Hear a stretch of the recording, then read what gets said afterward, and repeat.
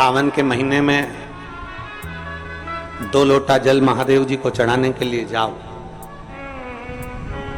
तब 3 चीजें अपने अंदर धारण करना। पहले नंबर का तो 2 लोटा जल जब घर से लेकर जाओ तो जरूरी नहीं कि दोनों हाथों में लेकर जाओ, एक लोटे के ऊपर दूसरा लोटा रखकर दूसरा हाथ से अगर कोई काम हो, पल्लू लेना हो या कोई कार्य हो तो कर सकते हो। नहीं तो तुम 2 लोटा हाथ में रख लो और पल्लू डाल देना सिर पे, जरा सिर पे पल्लू। अब वो तुम्हारा लोटा हाथ में, बेचारा वो भेरू पल्लू रख, ठीक है, थोड़ा और खींचो ये बाजू का, तो पल्लू वो भेरू ने और खींचा है, ठीक है, ये पल्लू मारा मुंडा में दे दो, अब ठीक है।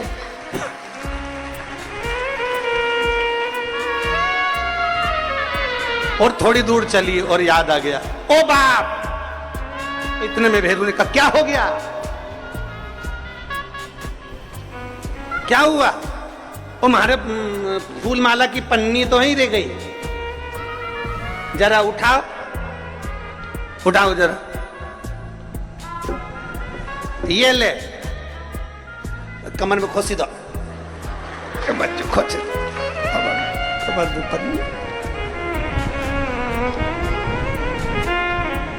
और कैलाश पर्वत पे जाके रहूंगी, भोले को अपना। अब पति भी के अच्छा शंकर हुआ और अच्छा जल हुआ।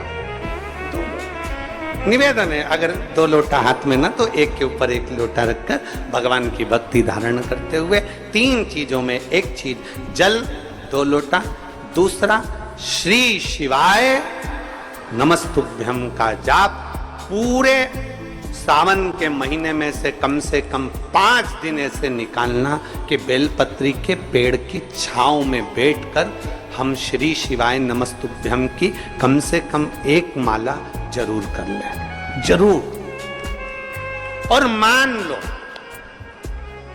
लो अगर बेलपत्री का पेड़ नहीं मिले, तुम्हारे आसपास में नहीं मिले, तो फिर एक काम करना, शंकर जी के मंदिर की बेलपत्र मिली जाए, उसको सिर पे, हमारे यहाँ कहते हैं आंवले के वृक्ष का जब आंवला नोमी आती है ना, तो आंवला नोमी आती है और आंवले के पेड़ के नीचे जाकर भोजन नहीं कर सकते, आंवले के वृक्ष के नीचे नहीं जा सकते, तो आंवले के वृक्ष की पत्ती को सिर पे रख के भोजन कर लो, तो कहते हैं कि हजारों अश्वमेध यज्ञ के पुण्य के बराबर, भंडारे के बराबर भोजन प्राप्त हो जाता है।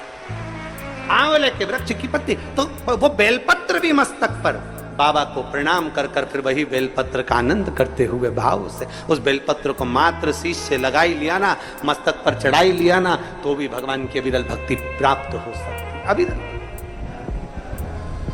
और मान लो बेलपत्र भी ना मिले तो बेलपत्री के वृक्ष की थोड़ी सी मिट्टी अपने मस्तिष्क पर लगाकर, मस्तक पर चढ़ाकर भी हम जाप कर सकते हैं। बेलपत्र के वृक्ष की मिट्टी का भी चंदन हम लगा सकते, चंदन। हमने एक बार पहले ये शिवलिंग जलाधारी, ये जो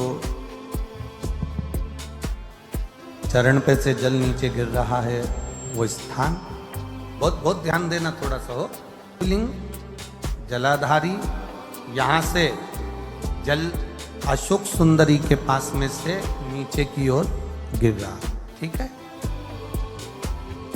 बेलपत्र नहीं है आपके पास चढ़ाने के लिए, मत चढ़ो। जल नहीं है चढ़ाने के लिए, मत चढ़ाओ। अक्षत नहीं है चढ़ाने के लिए, मत चढ़ाओ। पुष्प नहीं है शिव जी को चढ़ाने के लिए, मत चढ़ाओ। शमी पत्र नहीं है, मत चढ़ाओ। पर किसी शिवालय में, किसी शंकर के मंदिर में अगर तुम गए हो, तुम्हारे पास में कुछ भी नहीं है, जो भी भगवान का दर्शन तुमने किया है, तो यहां से जो पानी नीचे गिरता है, उस गिरने वाले स्थान पर मात्र अपने हाथ का 3 बार स्पर्श कर बाबा से दिल की बात कहकर आ जाओ तो मन की मुराद बाबा पूर्ण कर देता है। वो सहज प्रसंग है। श्रावण के महीने के जितने सोमवार रहें, प्रत्येक सोमवार को शंकर जी का अगर मंदिर जा सको तो ठीक है, ना जा सको तो शिखर का दर्शन, और वो भी ना कर सको तो अपने घर में जो शिवलिंग है उस पर 3 बार, 3 छोटा सा लोटा ले लो, बड़ा लोटा ले लो, कैसा भी 3 बार शिव जी का नाम लेकर 3 बार जल को अवश्य चढ़ाओ। जितने सोमवार पड़े श्रावण के महीने में आप 3 बार, भले 1 लोटा जल है उसी को रोक रोक कर 3 बार चढ़ाओ, और 3 बार चढ़ाओ।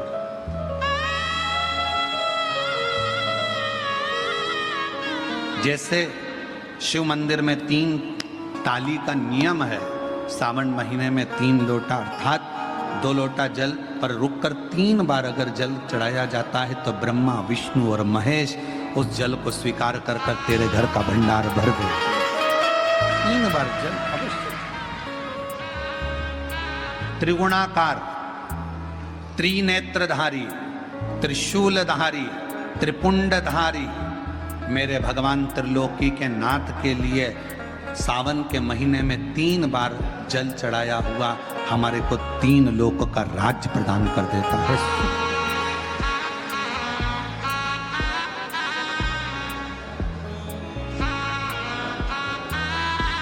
गुरुजी, इसका कहीं प्रमाण मिलेगा? क्यों नहीं मिलेगा? सुशीला की कथा का स्मरण करिएगा। सुदामा जी